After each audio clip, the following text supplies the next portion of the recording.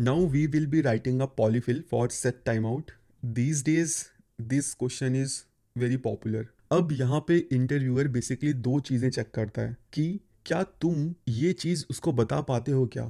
Function is not called immediately. जो call back function हम पास करते हैं वो इमीडिएटली कॉल नहीं होता.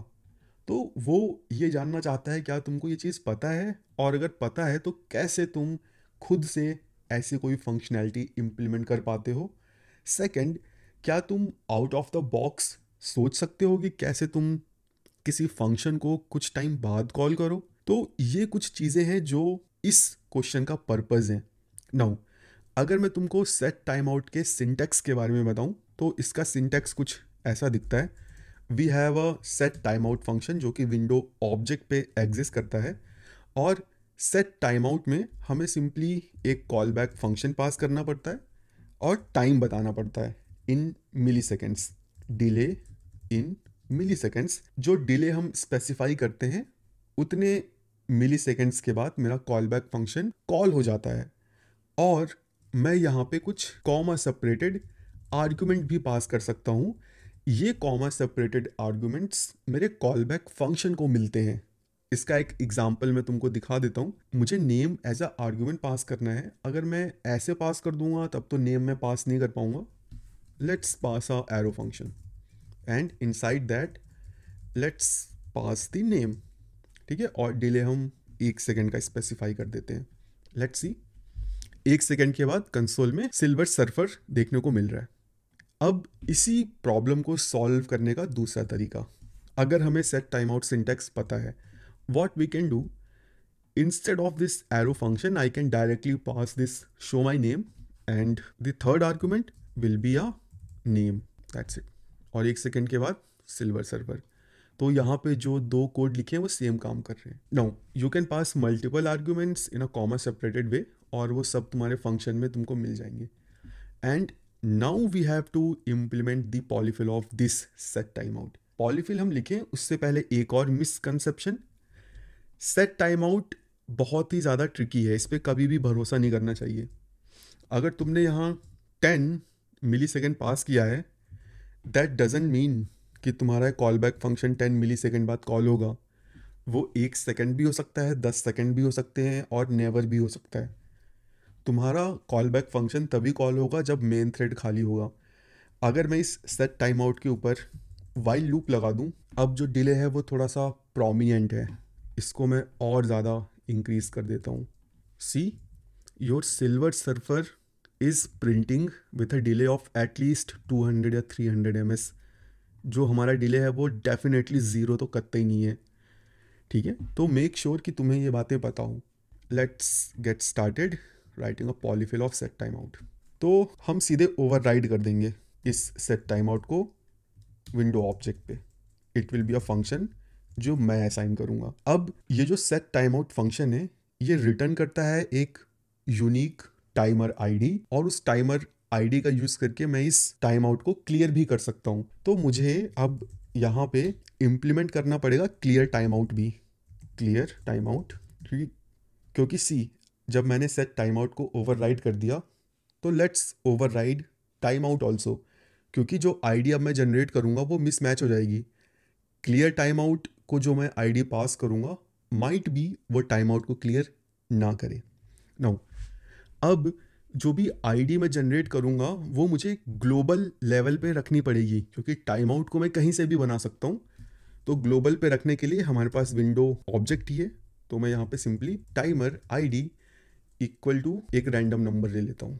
ठीक है, यहीं से मैं नई टाइमर आईडी जनरेट करूँगा. सिंपली +1 कर दूंगा. तुम कोई भी नंबर रख सकते हो. And let's create a variable inside this set time out. सबसे पहले मैं एक नई टाइमर आईडी जनरेट करूँगा. What we can do, const timer ID equal to window dot timer ID.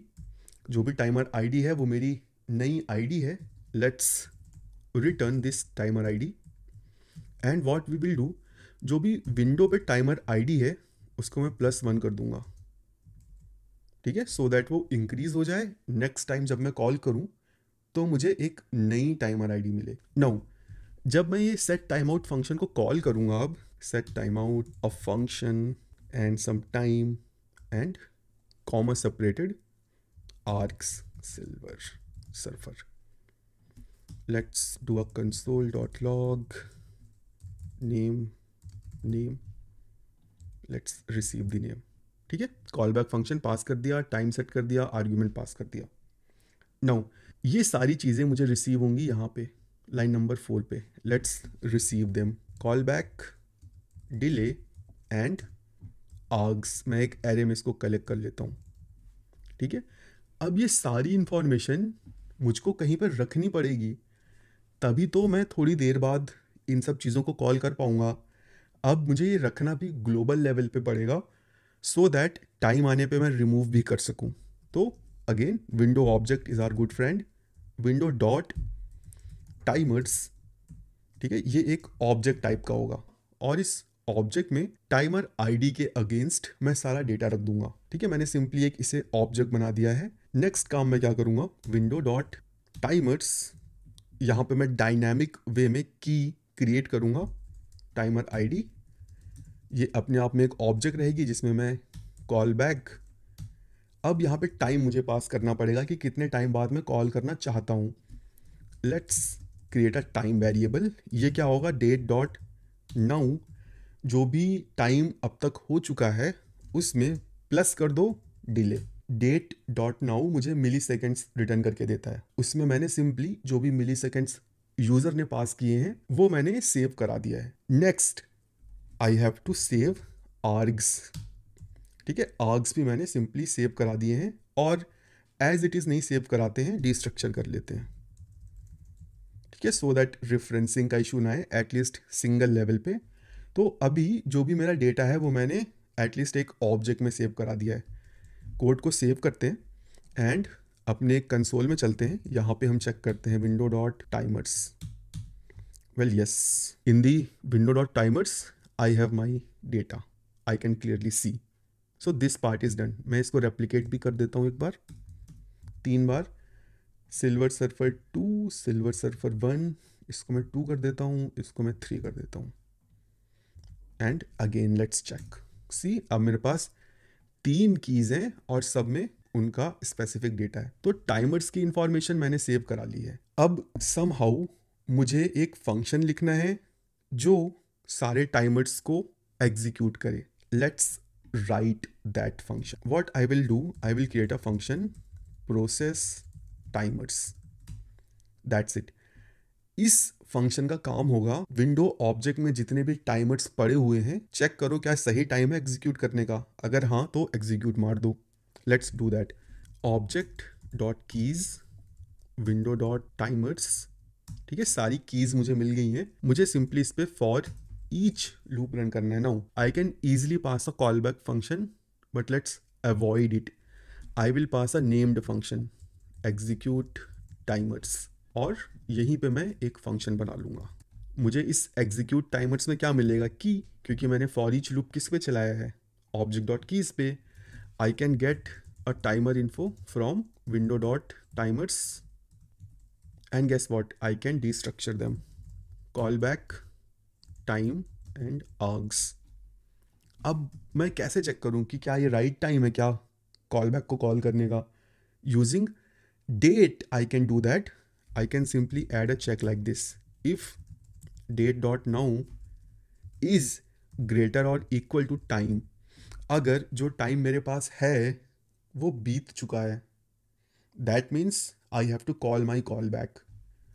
Well let's call the callback and let's pass the args.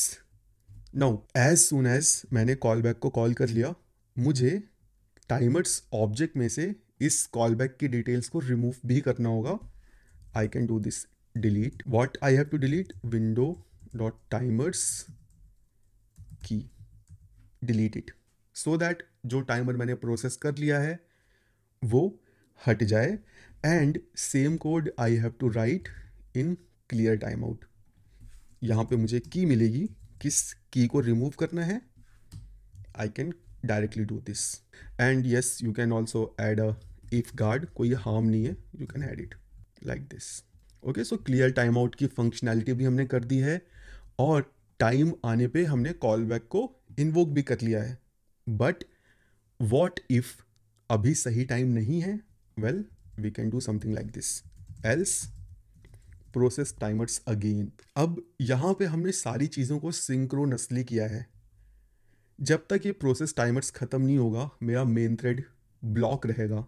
इसको हम एक action में देखते हैं, इस कोड को एग्जीक्यूट करके। जैसे ही मैं टाइमर्स को ऐड करूँगा, I have to call this process timers. ठीक है, let's see maximum call stack size exceeded. Well, क्योंकि मैं सब कुछ सिंक्रोनसली कर रहा हूँ, बट सेट टाइम आउट ऐसा नहीं करता। एंड गेस व्हाट, हम कैसे अपना खुद का फंक्शन एक लो प्रायोरिटी मोड में एग्जीक्यूट कर सकते हैं, सो दैट ब्राउज़र डिसाइड करे कि उसको वो फंक्शन कब कॉल करना है। Well, with the help of request ideal call back. Request ideal call back ये एक फंक्शन है जो एग्जिस्ट करता है जावास्क्रिप्ट में, just like set time out. Request ideal call back एक लो प्रायोरिटी फंक्शन शेड्यूल करता है। इसका यूज़ करके तुम ब्राउज़र को इंस्ट्रक्शन देते हो कि भाई मैं तुझे एक फंक्शन दे रहा हूँ, जब भी तू खाली होगा, जब भी तुझे लगे कि अब तेरे पास कोई काम नहीं है, please execute this function.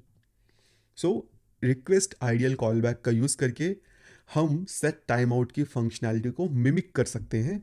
Now instead of directly calling this process timer, I will use request ideal callback. We'll save this code and see name silver surfer 1 and name silver surfer 2. हमारा polyfill ready है। Now एक छोटा सा improvement हम कर सकते हैं। अगर मैं multiple time set time out को कॉल करूँगा तो मल्टीपल टाइम मेरा ये प्रोसेस टाइमर एग्जीक्यूट होगा। I can do a check here. If इसको मैं तभी कॉल करूँगा जब विंडो डॉट टाइमर में बस एक ही टाइमर है। अगर दो हैं that means process timer already चल रहा है। I can do something like this, object dot keys window dot timers dot length. अगर ये 1 है तभी इसको एग्जीक्यूट करो, अदरवाइज दैट मीन्स कि ऑलरेडी प्रोसेस टाइमर्स चल रहे हैं। Let's save this. ठीक है, things are working fine. Let me unzoom it so that तुम पूरा कोड एक बार में देख सको। This is how you right a polyfill for set time out.